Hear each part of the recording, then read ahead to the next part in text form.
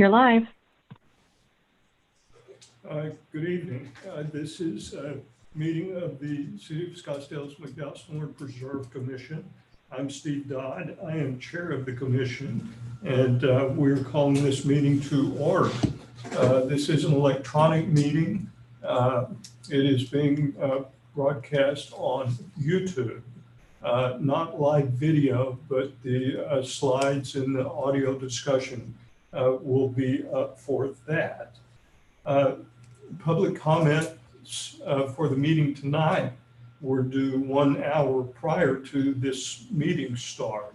But if you have questions on anything that goes on tonight, you can submit those questions and they'll be addressed at the next meeting. So we're called to order. We'll start with a roll call. Again, I'm Chair Steve Dodd. Roll call, Vice Chair Cynthia Winstrom.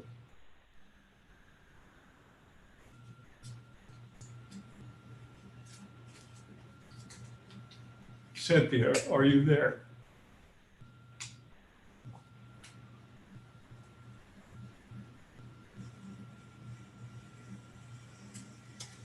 Her hand is up. Cynthia, you can go ahead and respond.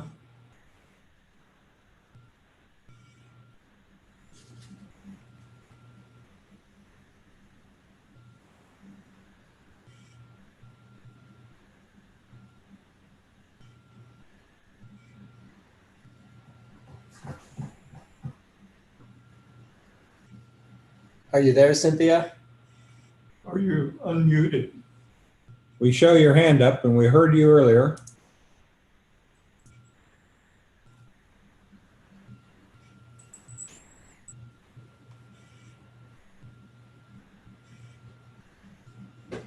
Okay, we'll assume Cynthia's there and we'll work this out. Commissioner Mark Hackbar. Here.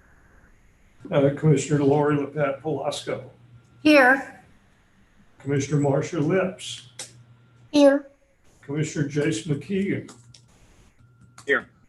And Commissioner Tawana Parker. Here. Thank you.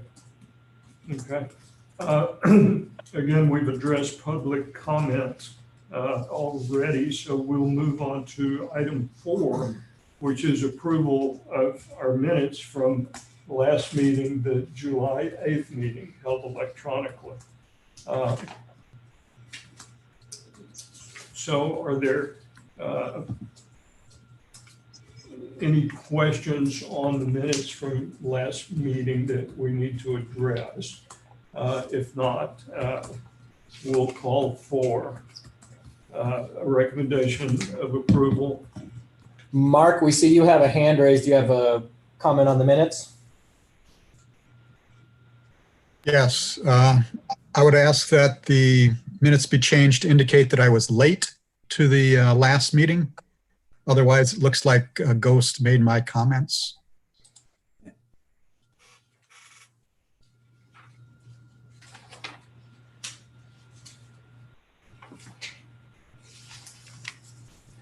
Okay. Okay.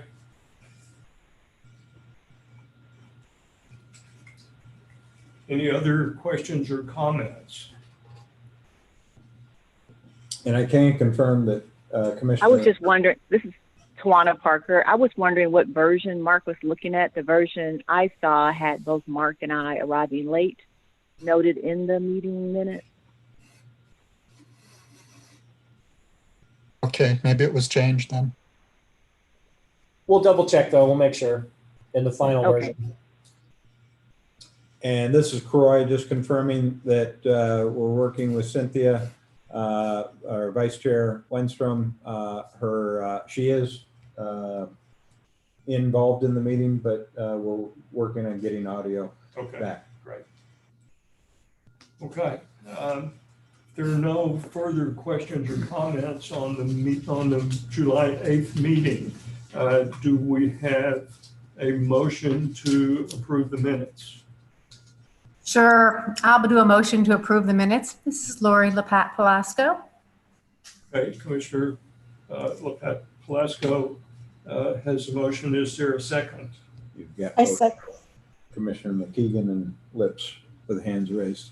Okay. We have a second from Commissioner Lips. I second the motion. Okay, great. Everyone, let's see, we can't raise hands, can You we? need to get a verbal on each. Yes, let's go through and get a verbal on each of you. I'll read your names and we'll go from there. Commissioner Winstrom.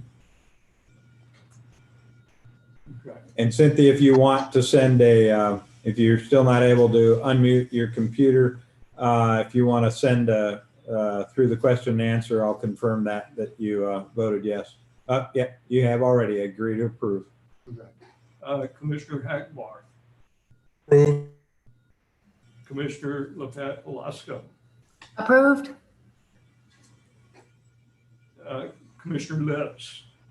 Approved. Commissioner McKeegan. Commissioner Parker. Approved. Great, thank you. Okay, with that, we will move along to item number 5, McDowell Sonoran Conservancy updates. Justin Owen. Mr. Chair. Thank you, Mr. Chair and members of the Commission for allowing me to provide an update this evening. My name is Justin Owen. I'm the CEO of the McDowell Sonoran Conservancy. And I wanted to go ahead and start with a big thank you to all of the city staff, the Scottsdale Police Department, and our stewards and staff that assisted in the Wildland fire response. Recently, we were able to mobilize our stewards very quickly to work with Scottsdale Police Department to inform visitors of the temporary closure of the preserve while the wildfire was being monitored. And it was just another great example of the excellent partnership that the Conservancy has with the city of Scottsdale. Thankfully, I see an update on the agenda for everything that happened in it, but I just wanted to start with that big thank you to everyone for all of their hard work. As we move into what is typically our season in the preserve when we start our public facing activities, at this point in time, we are deferring the start of those activities due to the COVID-19 pandemic.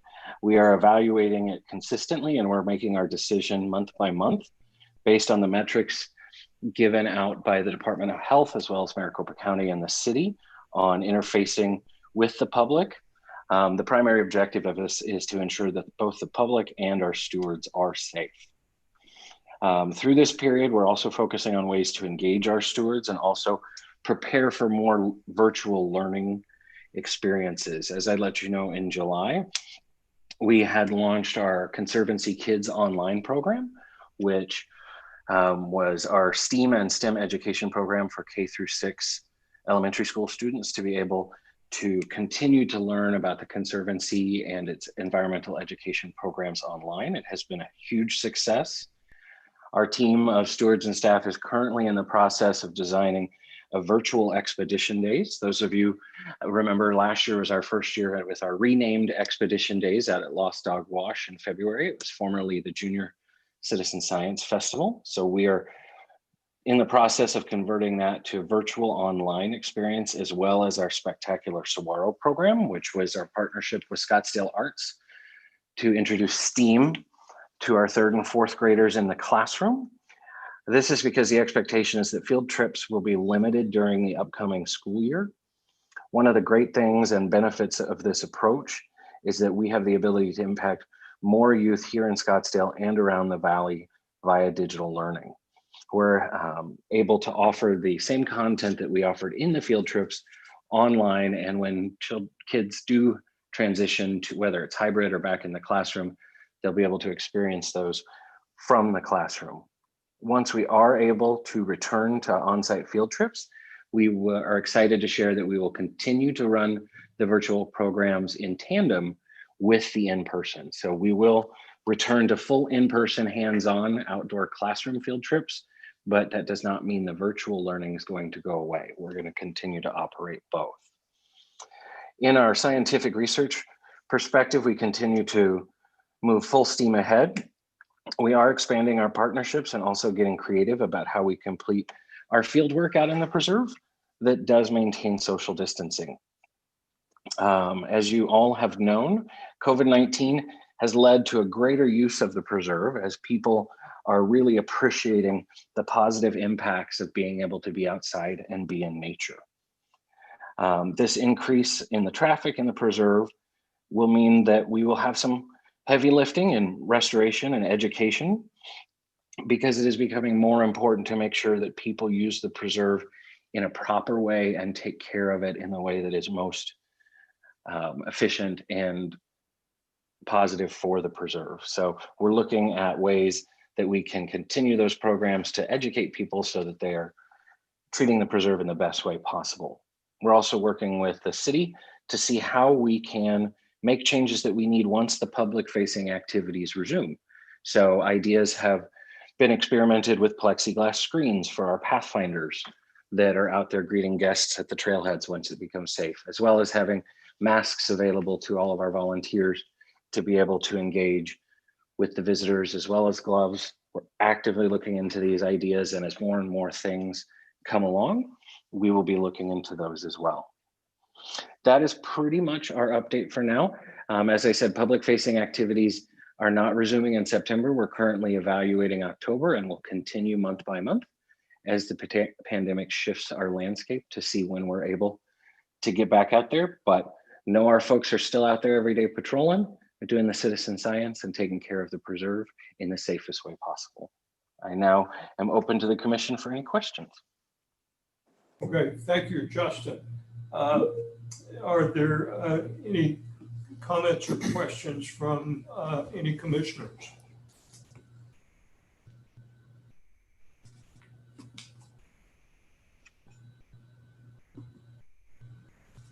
Okay, we're not seeing any, so we'll move on from that. Again, Justin, thank you for your report and for all that the Conservancy does for the city and the preserve. Thank you. Okay. Up next is a Wildland fire update. Scott. Thank you, Mr. Chairman. Thank you, Mr. Chairman. As Justin introduced, and as you saw in the email updates we were sending you back on August 20th, we had a wildfire called the McDowell Fire. It burned, excuse me, 615 acres in total in the county park, never reached the preserve, but in some of these slides we'll look at, you can see how close it got. That night of August 20th was quite stormy.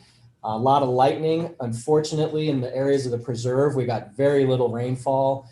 And thanks to Facebook and Scott Johnson, I basically downloaded his photo off of Facebook. And he, from his house, was watching the storm, and that lightning bolt on the left shortly after this photo was where the fire came out of. So he captured the lightning bolt that started the whole incident.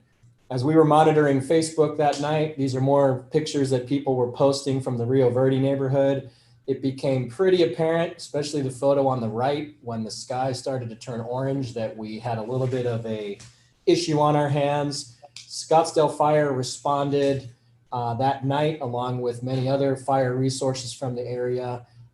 We made the decision pretty quickly to shut down the south area of the preserve, just as a precaution, as we were trying to figure out exactly where the fire was and which way it was burning.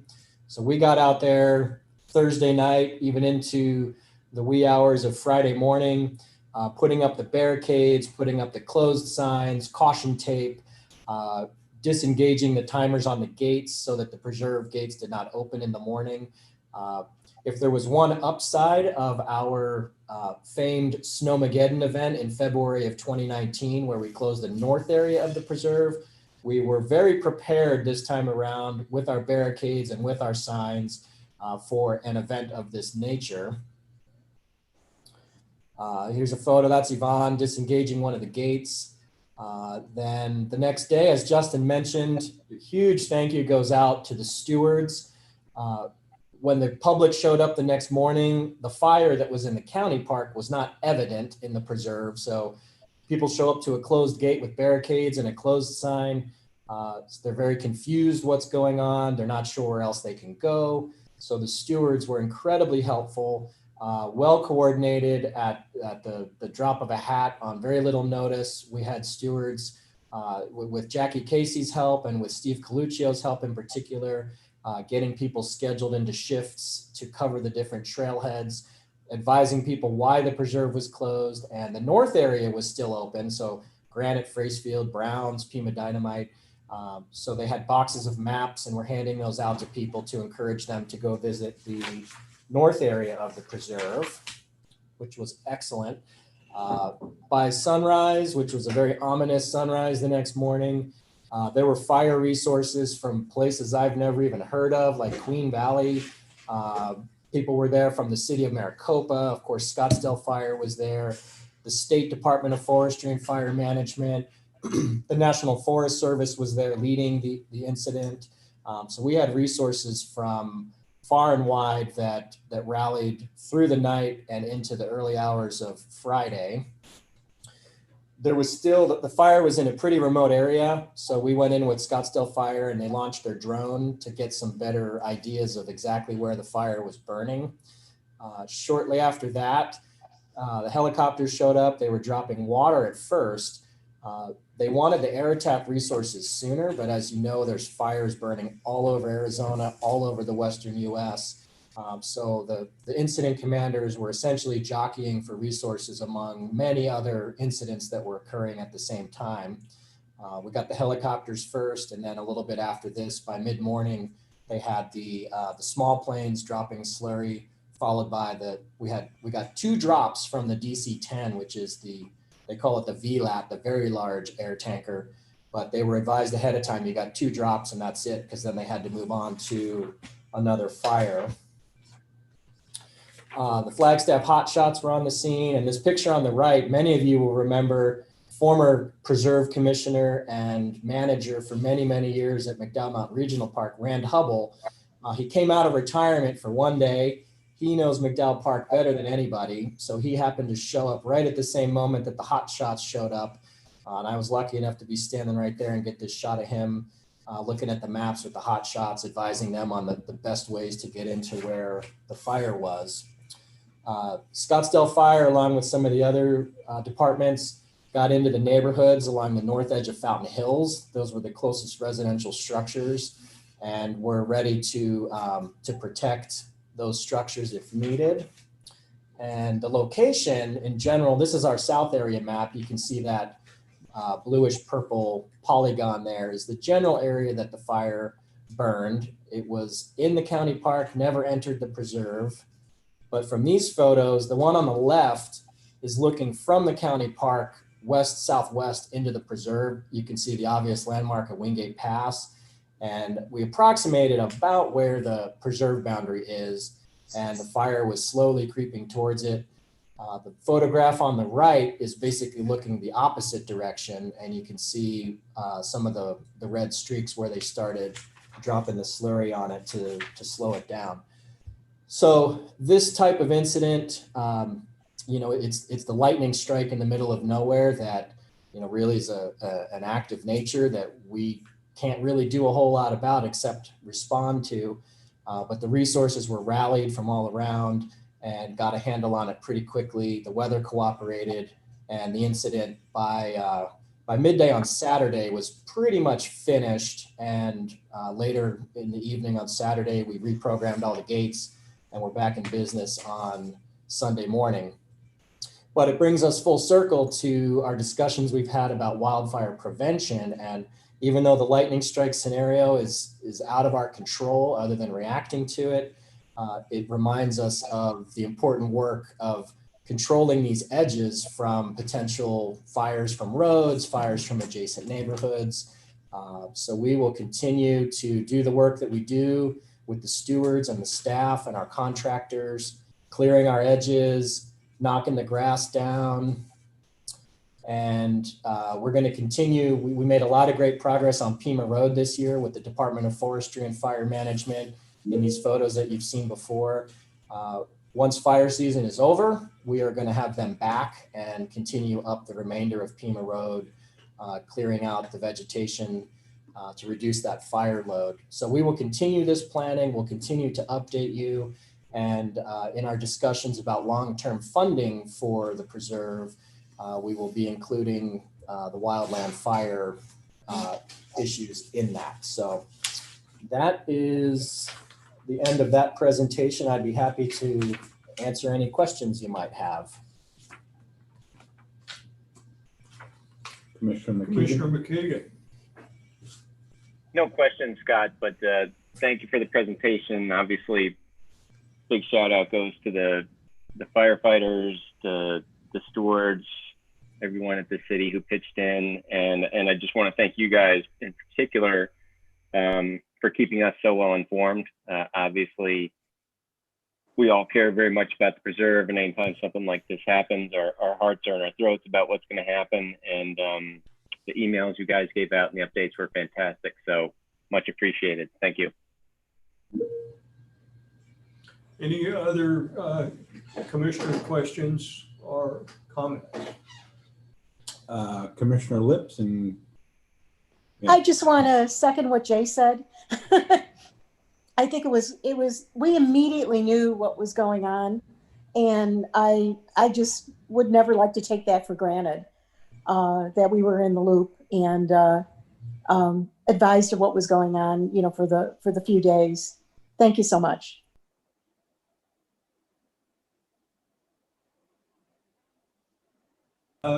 Anyone else with comments or questions?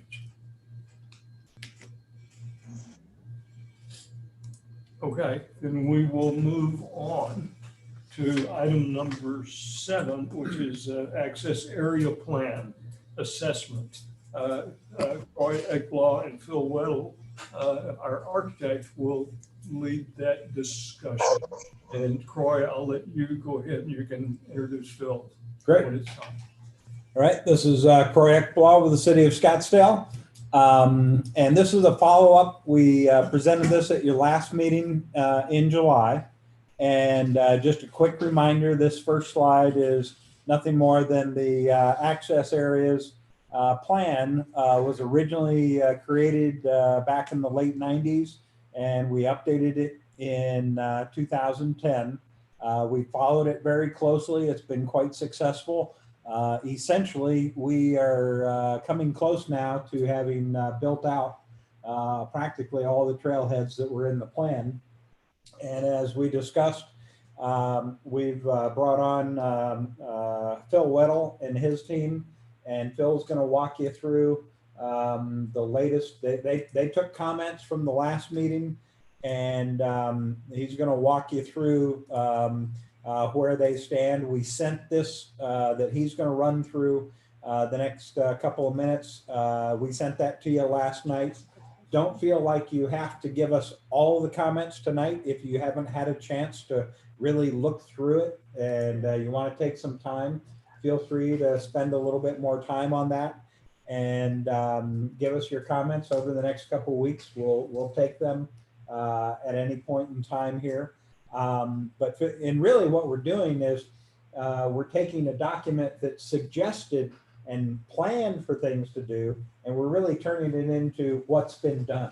And so Phil's going to walk you through that, and we'll have room for questions as we go through that. So with that, Phil Weddle is going to take over and walk you through it.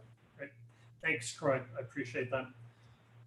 As Croy alluded to, I think the intention of the access areas plan, with most of the access areas having been completed at this point, starts to shift from being a document for the planning of design and construction of access areas to kind of cataloging and the long-term planning that to be an asset for long-term planning of the operation of the various access areas.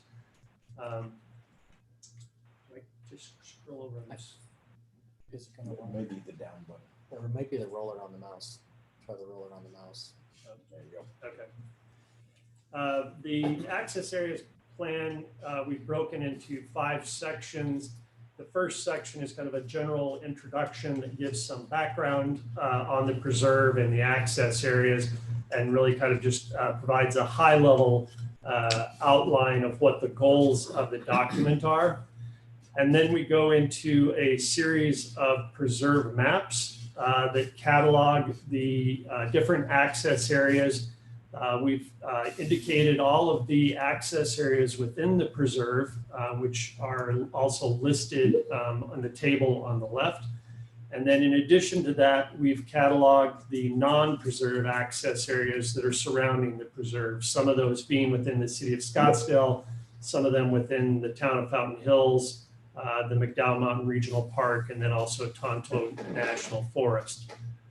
It also highlights a few of the access areas that are up for further discussion going forward. There's two of the smaller trailheads that were not part of the original 1999 plan, and we've just noted that for future discussion purposes with the commission, as well as the only unbuilt access area, which is the Happy Valley and Scottsdale Road that was planned, but obviously has not been completed, and that's part of the area that has not been acquired.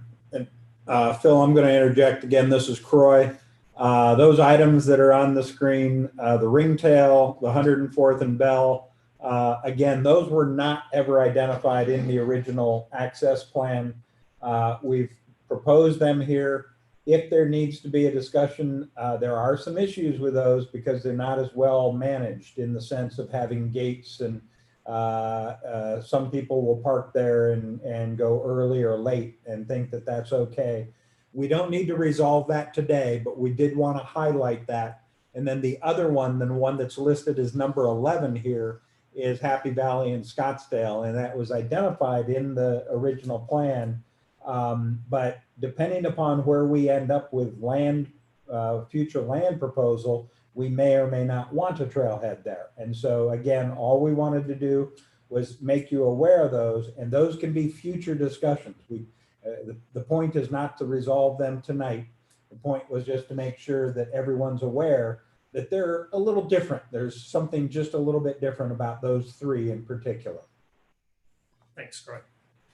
And then we also have two enlarged maps that show the South Preserve and the North Preserve. And on the enlarged maps, we've added information, including the trails within the South Preserve.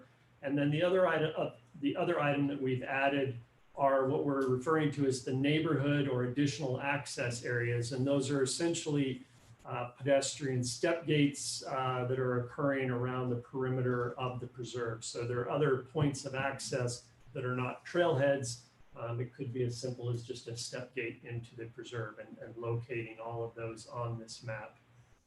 And then we have the same information for the north portion of the preserve. And after that, we go in and do a series of kind of cataloged information for each of the access areas.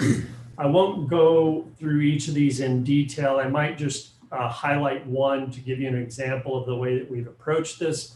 If we could start with Lost Dog Wash. So for each of these access areas, we've developed site plan graphics that show what is built and exists today. And then we have kind of a grade zone, which is identified as Keynote 3, which shows what was approved as a part of the master plan for this site. And then we catalog the information for parking. We show what the current parking totals are, along with a breakdown of what's vehicular, accessible, what's equestrian. And then we also list what was approved on the master site plan. So in this case, for Lost Dog Wash, the current parking is 184 spaces. What was approved in the master plan was 320. And then we have defined what was shown in the 1999-2010 plan range, which called for 200 to 300 parking spaces. We also, for each of the access areas, have calculated what the total area of disturbance is, and we list that as permanent area of disturbance, which is basically the parking areas and the building area is essentially what that is calculating. And then we also list area of pre-existing disturbance. So in many of the sites, we had old Jeep roads or other things that were disturbed originally. just so that we're able to catalog that. And then lastly on this page, we've cataloged what amenities exist on this trailhead, just as a way of referencing what amenities are occurring on the various access areas. And then on the second page of Lost Dog Wash, we have a floor plan of the existing facilities and then a square footage breakdown that identifies the total building area, the roof area, and then the individual program components of that. So we've done that for each of the access areas all the way, and we've kind of organized it where we're going from south up to north on the preserve in terms of how we've organized the various access areas. So following that, we have, I'm going to allow this to catch up.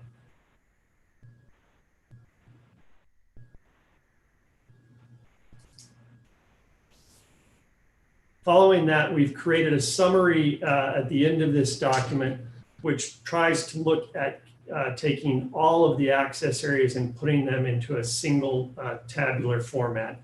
So for parking, we have all of the existing parking for the different access areas on a single table. So you can see the current vehicular, accessible, and equestrian parking. So the current total built parking within the preserve is 1775. What's been approved on the master plans for the preserve is just 2256. Just gives you a sense of how much has been planned for. And then it also shows the plan range, again, from the 1999 to the 2010 study, was looking at between 1,600 and 2,300 total parking spaces. So it gives you a sense of where we're at today and what's been approved within the master plans for the various access areas. We've also tabulated the total amount of disturbance at each of the access areas so that you can see the pre-existing as well as the permanent disturbance. And then we have done the same tabular format with the amenities at each of the access areas. And then lastly, with the program for the different access areas, which gives you the total building areas, total roof areas, and identifies a breakdown of each of those different elements. And then in the last section within the appendix, we've included some of the original language from the 1999-2010 access areas plan, which again is geared more towards the planning and the design of the access areas. We felt it was beneficial to keep this in the document in case in the future there are other access areas that are decided to be developed. It kind of retains that as a part of the legacy of this document, that you can refer back to those documents that talk about the intention for a major community access area or a local access area. So it just kind of retains that as part of the DNA of this document. And that is it for the access areas plan. If there are any questions. Yeah, and so again, this is Croy. We're open to any comments you may have today. If you have others in the next couple days, feel free to send those on to Scott and myself as well. And really what we're looking at is one is the formatting. We got pretty good feedback the last time we met and heard from all of you previously on that. And then if there's any, what Phil just covered, the very last part, kind of the appendix section, without much to build in the future, we kind of thought some of that language didn't really belong up front, but rather put that in the back. But we didn't want to lose it because it was very good information. It set the tone for all the success we've had in developing the trailheads up to this point. And so we didn't want to lose it per se. We just wanted to maybe put it kind of in the back pocket and use that if it's needed in the future. But if you have ideas about that, thoughts about that, whether it's tonight or next week, happy to go forward with anything on that. So with that, we're happy to take any questions that you might have. Yes, any questions, comments from commissioners? Commissioner McKeegan. Commissioner McKeegan. Yes, Commissioner Keegan. Croy, just to follow up what you said about this, I always think this is a useful exercise not only for considering what's still left to be done, but I appreciate the comment that maybe there are things in the plan that don't need to be done or shouldn't be done. You know, that's always going to be part of the role of the commission, is to keep the preserve in mind first and not just users. And I'm glad to see you guys are paying attention to that. So thank you. Happy to do that. Yes, any other questions or comments? Commissioner Hackbarth. Commissioner Hagbar. Yeah, I've got a question. Is there a study or a summary of like informal access points, maybe coming in from the private locations that adjoin the serve? When you say a study, what is represented in these graphics, the north and the south graphic that Phil was talking about, does show all of the existing locations that are out there. And many of those were historic in some form or fashion, that whether it was access that occurred across from the county regional park, or whether from the county on 136th Street or the Tonto National Forest to the north. So Scott's pulled it up here. You can see some of those. They're the little black dots with a circle around them. Some come in from the master plan communities, be it DC Ranch, McDowell Mountain Ranch, and those were all planned at the time of the development of those communities and the trails. Some of that now going back, what, probably 15, 20 years.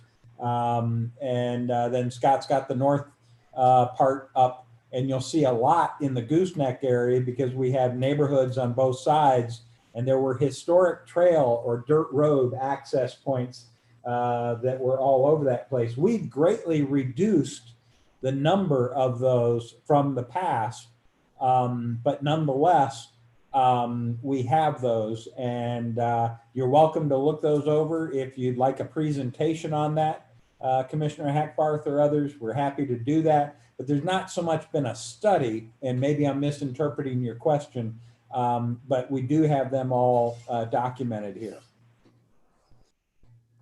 Yeah, I was curious if there's any monitoring of the property boundaries to see if any new ones are appearing. Oh, absolutely. Yes, and that occurs by way of stewards, by way of staff, or by our adjoining agencies, as the case or the habit may be. And so we do keep a lookout for that. And whether that's by way of tracks or by beating down of invasive grasses and going, what's going on there? So it's a number of different ways that we pick up that information. Thank you. You are welcome. Any other commissioner questions or comments? If not, we'll roll on to the second piece of this. And Phil's going to pick it up again as we pull that forward, bring that back up. And this is now going to talk about the shaded amphitheater concepts at Gateway and Lost Dog that we introduced last time. And based upon the variety of feedback that you all got to us, and Commissioner Lips has been involved in a meeting or two as well. Phil's got some updates for us to consider.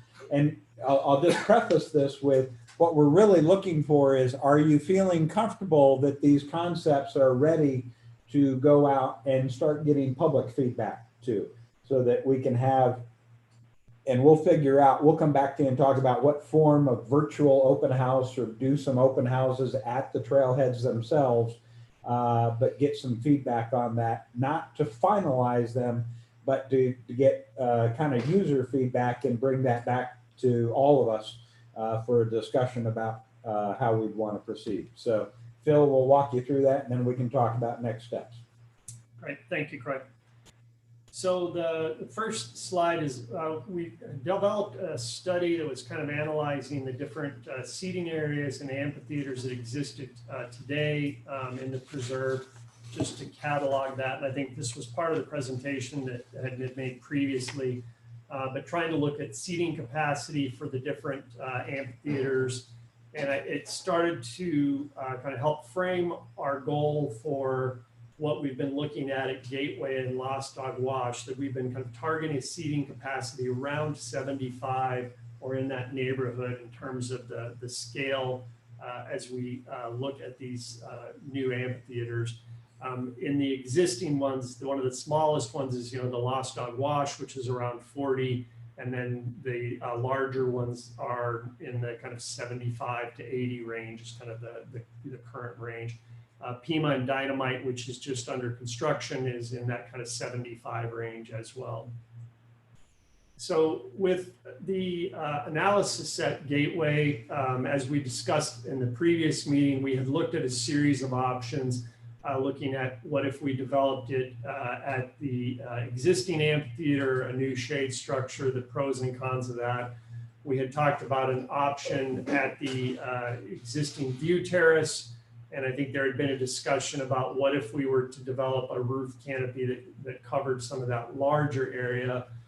We started just quickly analyzing what that would mean in terms of the view shed, the view corridor as you're entering through the trailhead, and felt like that one in particular had such a significant impact on the view shed that we really kind of focused the energy more on the option 3 that had been presented, which was looking at the potential of developing a covered amphitheater just north of the existing structure and how that might connect with the existing gateway structure. So we've got a series of plans that we're looking at here. This is the existing floor plan and section of Gateway as it exists today. We have the entry plaza, and then the gray area to the right are the existing restrooms and office areas that are beside that. And so what we've been looking at is the idea of extending a couple of bays, structural bays to the north, and developing an amphitheater that is, it's only sunken about 12 inches from the existing plaza area, but is provides a seating capacity of around 75 to 90 in terms of the total seating capacity. That includes a little bit of overflow seating in the back there. So it's providing 2 levels of seating and then a speaker area there on the eastern side. You can see on the outer edge kind of a ramp that goes down into that zone. And then in addition to that, we've been looking at how we can kind of reconfigure the storage to make it more efficient for both volunteers as well as for staff. So we've been looking at kind of consolidating the storage between what is now the stewards area and the staff area into a single larger storage area that's giving us about 195 square feet of storage capacity in that zone. And then the last thing that we've been talking about, which I think is a broader ongoing discussion, is the interest in or the potential of developing more kind of interpretive and orientation components within that arrival plaza, how we might engage visitors with a little bit more interpretive or orientation type of signage or informational components. Then we've got a series of perspective renderings that we've been looking at. This is the gateway as it exists today. And then you see the plan for developing the amphitheater. And we looked at a series of options, but felt like that the most cohesive way to approach this was really just to let that roof form continue to extend up to the north so you get a little bit higher volume over that amphitheater space. But we feel like you could develop that and keep the whole thing very cohesive with the existing gateway structure and make it feel like it's very integral and in some ways has almost always been there. Then we've got a similar view from the north. This is the existing view as you're crossing the bridge at the Arroyo. looking back, and then you can see as we extend the roof form up what that would look like. So we're essentially adding 2 additional rammed earth piers and then sinking an area down there for that amphitheater. And then we've gone through a similar study for Lost Dog Wash. As you recall from the previous meeting, we looked at options for the amphitheater location that included the existing amphitheater and doing a roof there. We had talked about something just to the north of the existing Lost Dog Wash. And then I think there had been a discussion at the last meeting about the possibility of developing something immediately adjacent to the Lost Dog Wash trailhead, which we just have a little bit of concern about that in terms of the proximity to the restrooms there. The restrooms are open air restrooms with just louvered slotted openings. And so just concerned about creating a little bit more privacy, a little bit more separation from that zone. So we've really, for today, focused our effort more on the zone to the east and how we might kind of redevelop that zone to be a covered amphitheater. So there were 2 options that we've been looking at. This is showing the trailhead as it exists today. We've got the kind of horseshoe of seating in the area that's called the Ramada, this zone here. And we have the dashed line represents the line of the existing roof canopy so that you can see where the roof overhang is at as it exists today. So the first option we had looked at was, what if we were to develop the amphitheater in this zone where the seating Ramada was at, but we potentially don't change the roof at all? We look at using that existing roof canopy for a portion of the shade. And then in addition to that, we look at putting some large specimen trees in the zone immediately surrounding that to provide some additional shade for that seating. So in this configuration, we're able to do that and get a seating capacity that's about 75 to almost 80 without necessarily extending the roof canopy. And we're just starting to do some shade studies to look at how much shade you're getting out of that at different times of the day and different times of the year. But we think that has some potential. Additionally, we've looked at expanding the storage capacity to provide some dedicated storage for volunteers in this zone. This is showing about 105 square feet of storage. And I think the same discussion about whether or not we want to have some kind of interpretive and orientation components within this plaza that help visitors a little bit more. And then the last one for Lost Dog Wash that we looked at was, what if we extended the roof form out? So today the roof ends about here. We looked at a scheme where we extend the roof out further and then also fold it down to create shade in the morning from the kind of eastern sun, because you get the sunrises coming from over in this direction. And looked at terraced seating. This is giving us a seating capacity in the 70 to 84 range in this configuration. And then we'll show you what that looks like in some of the perspective renderings. So this is the amphitheater as Lost Dog Wash as it exists today. With the first scheme that we showed, there's really no change in the roof structure. It's just all change that's happening at the ground level and the addition of some specimen trees. And then you can see if we were to extend the roof out and fold that down, this gives you a sense of what that looks like. And we think that could be done in a way where it feels very integral to the design. It could feel like it's always been there in a lot of ways. Gives you a little bit more structural shade and protection than the other scheme does. And then the same from the north, looking back towards the trailhead. This is the trailhead as it exists today. As you develop the kind of terraced amphitheater seating, but don't change the roof form. And then the last scheme where you extend the roof out and fold it down to create more shade from that eastern face.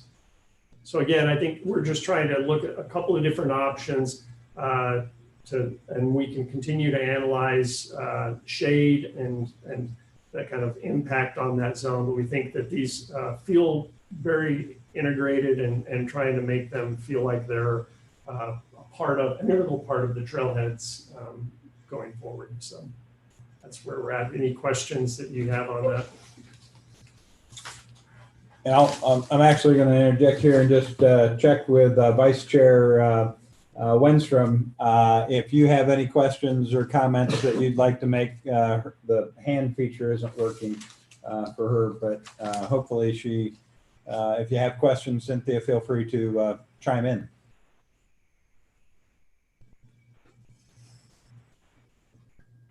Okay, any questions or comments from commissioners?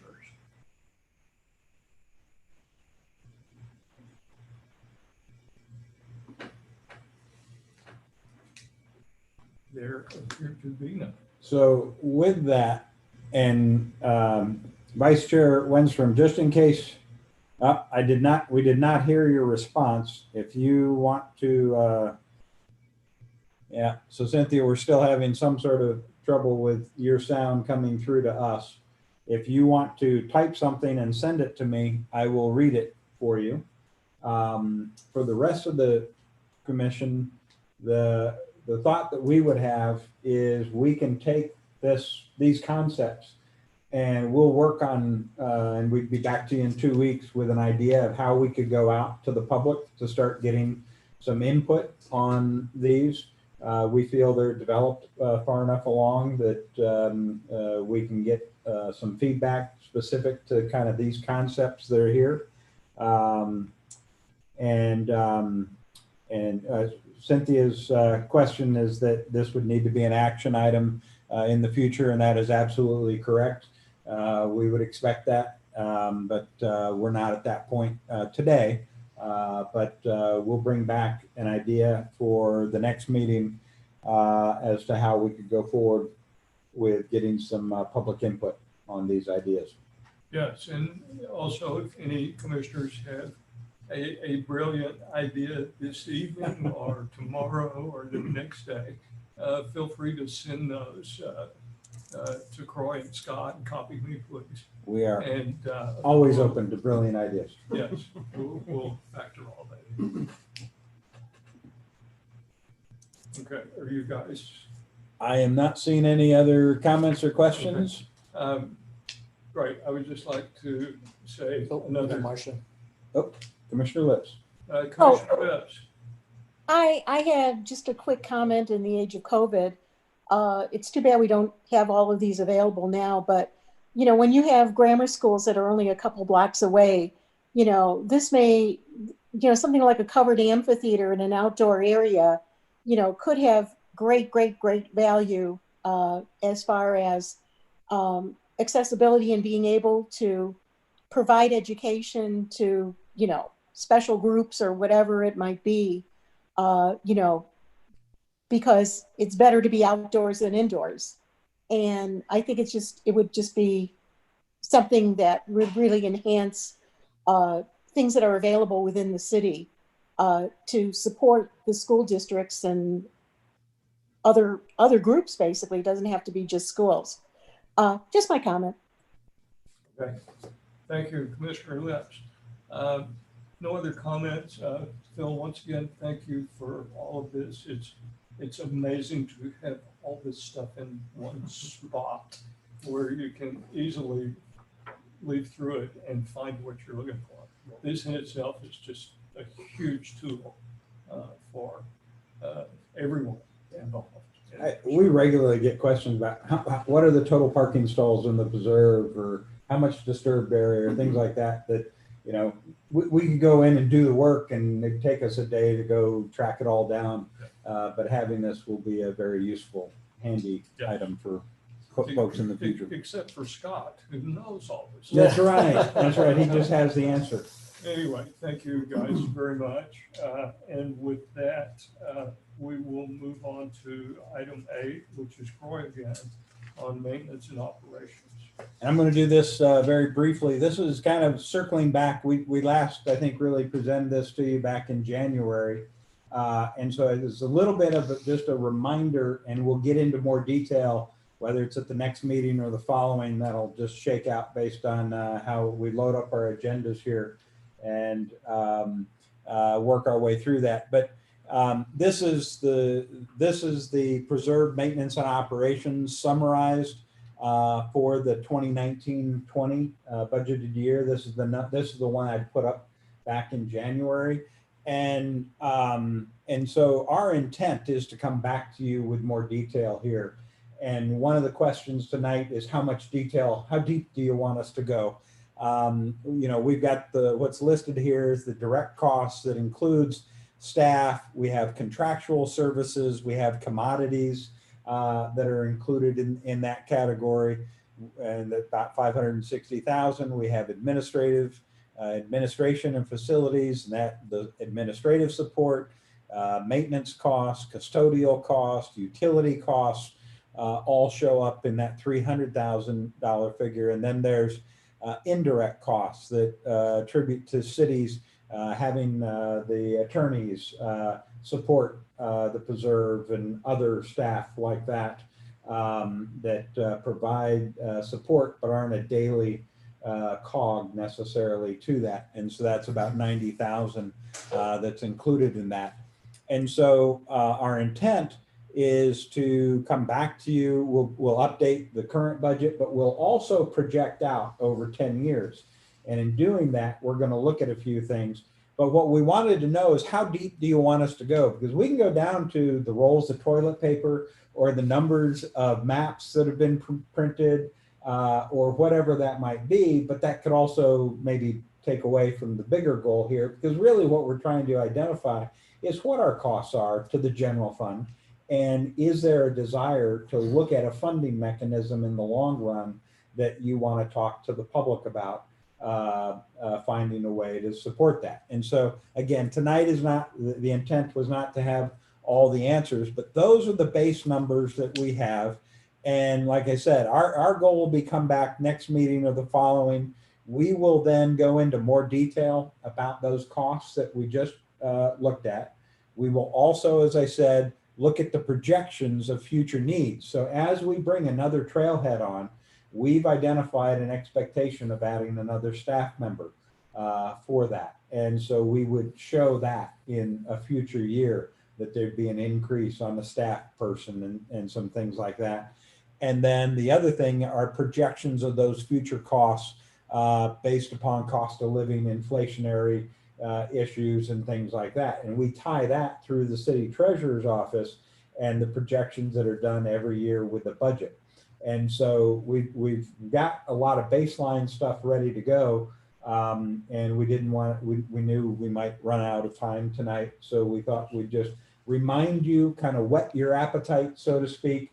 And again, if you don't think of it tonight, and think of something tomorrow or the next day and want us to, oh, what are those costs or things like that, we can go to an amazing level of detail, but it might also bore the heck out of some of you.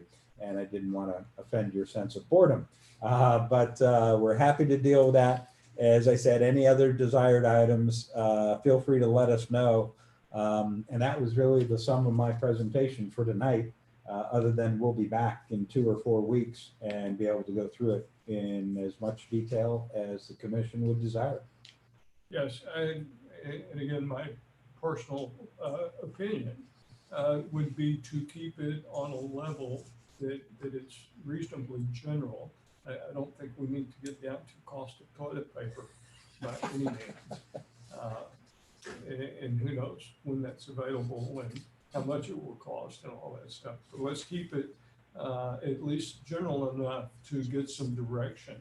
I see we have a question from Commissioner McKeegan.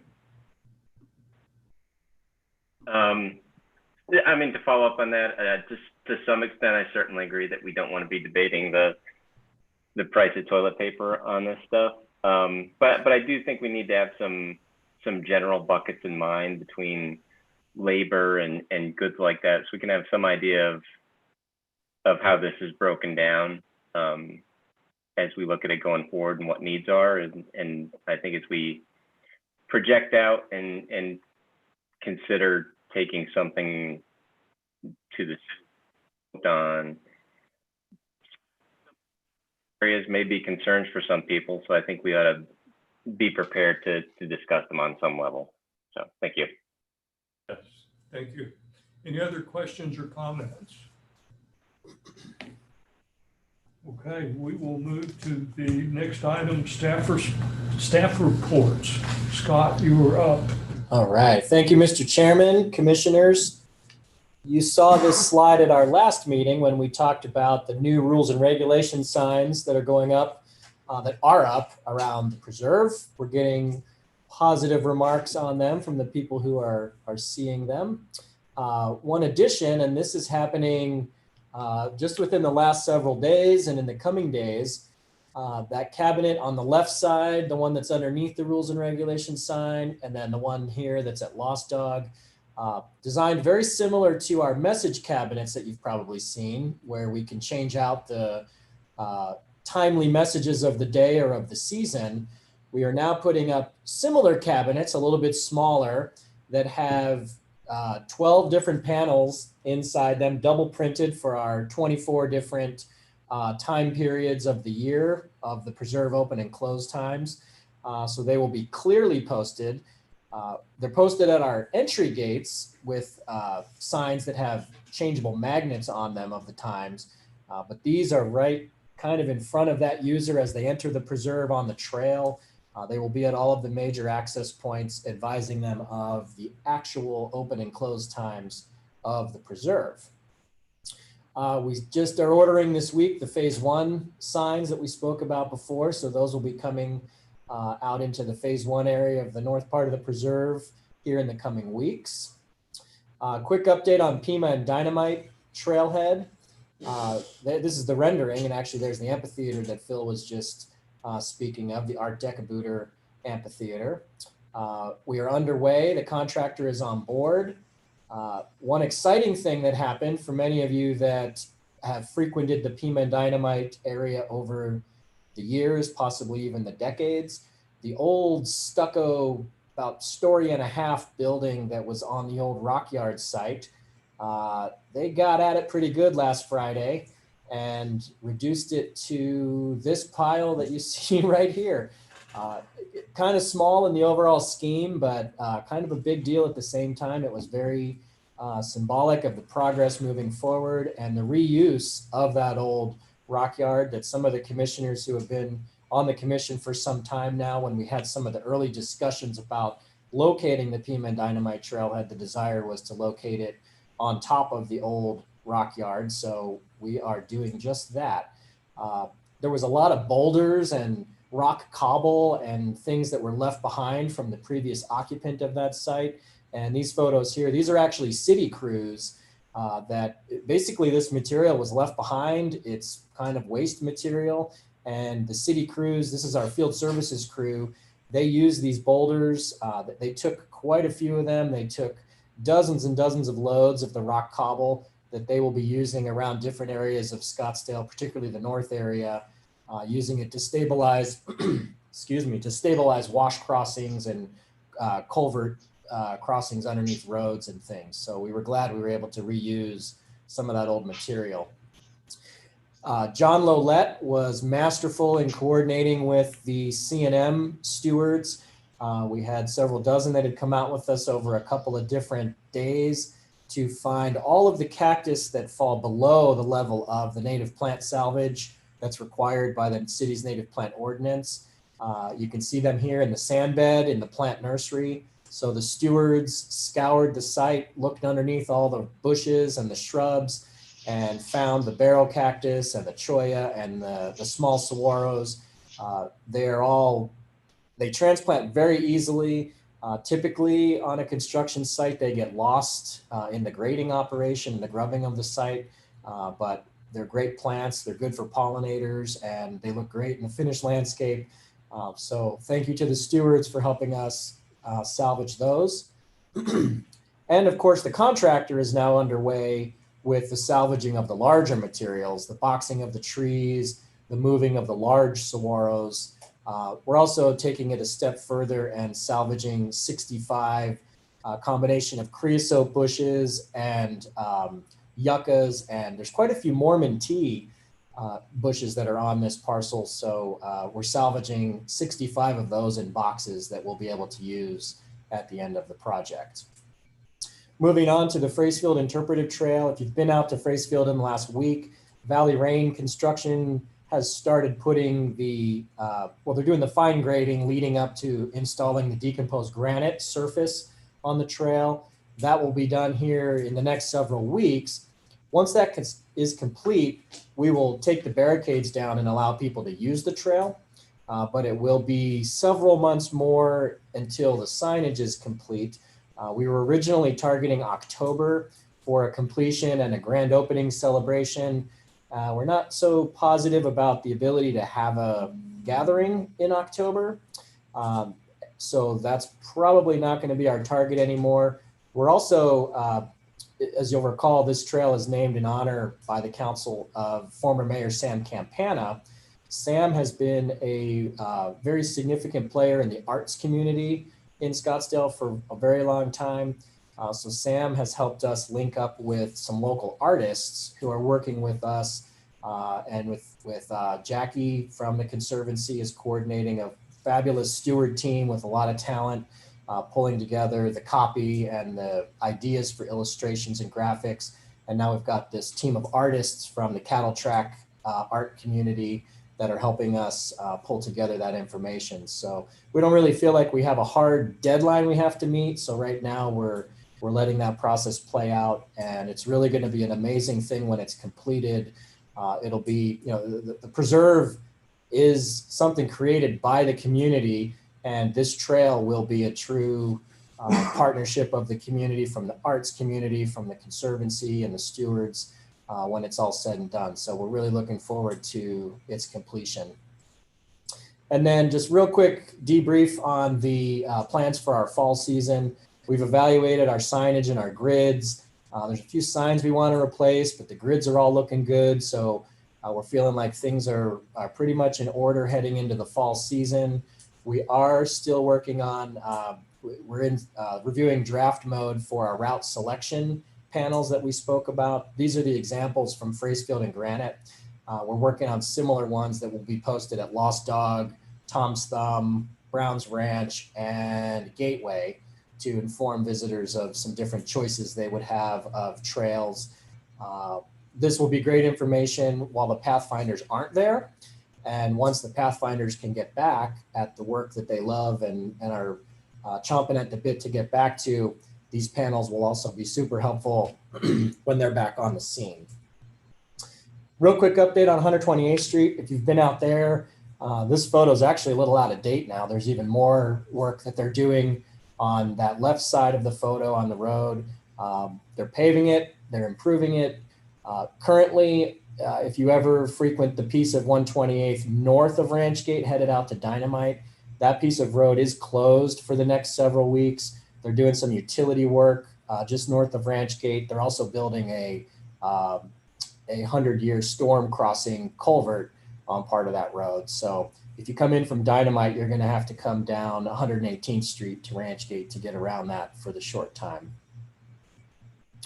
And that concludes the staff report. I'd be happy to answer any questions you might have. I have a comment from Vice Chair Lindstrom, passing along compliments for the excellent work at Pima Dynamite Trailhead. Yes, good.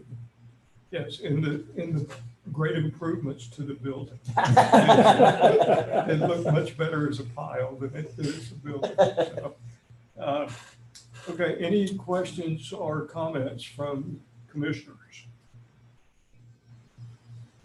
Okay, if not, I don't see any. Croy, you want to address upcoming meeting dates, locations, and agenda? Yeah, just clock that next one forward. Very quickly here, this is slightly updated from what was on your agenda that we sent out last week. A couple things of note. Next meeting in 2 weeks, September 17th. It's a special meeting in that it's not our regularly scheduled, but meeting our goals of getting together often and addressing these. We're going to have a presentation on a site steward program through state parks for protection of cultural resources. I also have confirmation that the State Land Department will be able to do their presentation at that meeting in 2 weeks. And we'll probably then just have a quick update on the trailhead or on the shaded amphitheater process for your guys' input on going out to the public on that. And we may or may not have a quick update or two on invasive restoration wildland, or we may slide that to October 1st. We'll just work to balance the agenda just to keep them in this plus or minus an hour range. We'll work with the chair and the vice chair to make sure we're getting everything we need to get to. But with that, expect these titles and dates to, not the dates to change, but what items we're covering on each date to change from time to time. So with that, happy to take any comments or questions. Otherwise, we'll keep working towards that effect and anticipate to be back up. We have a comment from Commissioner McKeegan. Commissioner McKeegan. Follow up on the land department stuff, and obviously encourage everyone to attend. Croy and I met with them, I guess, back in January, February timeframe. And I think it's going to be a great presentation to transfer some institutional knowledge to the commission about not just where we're going, but all the stuff that's gone on in the past and why. And it'll be very enlightening in terms of how we proceed with any additional land acquisition in the future. So I think you're going to really enjoy that. Thank you. Good. Any other questions or comments? Not seeing any here. Okay, if there are no further, we'll move to adjournment here. Is there a motion? Do you have any general comments? Oh, general comments from the commissioners. Any questions, anything anyone wants to put forward? I'm seeing no comments I from. see no hands raised. Right, and I'm not seeing anything from Vice Chair Winstrom. Okay, so we will move to adjournment. Is there a motion to adjourn? Commissioner McKeegan. So moved. Is there a second? Hackbar. Second it.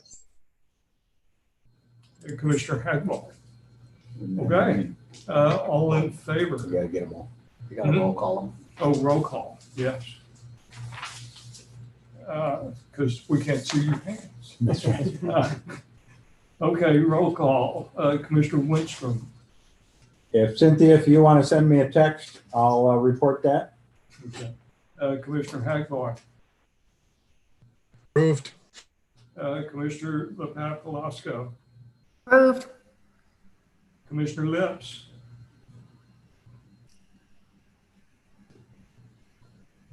Commissioner Lips.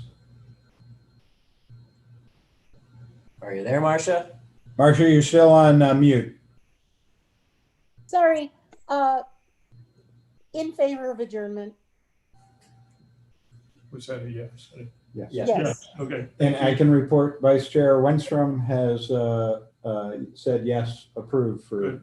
adjournment. Commissioner McKeegan had the motion, and Commissioner Parker. Yes. Okay, we are adjourned. Thank you all very much for your patience. Thank you, everybody. Thank you. Thank you. Thank you. Thank you. Bye-bye.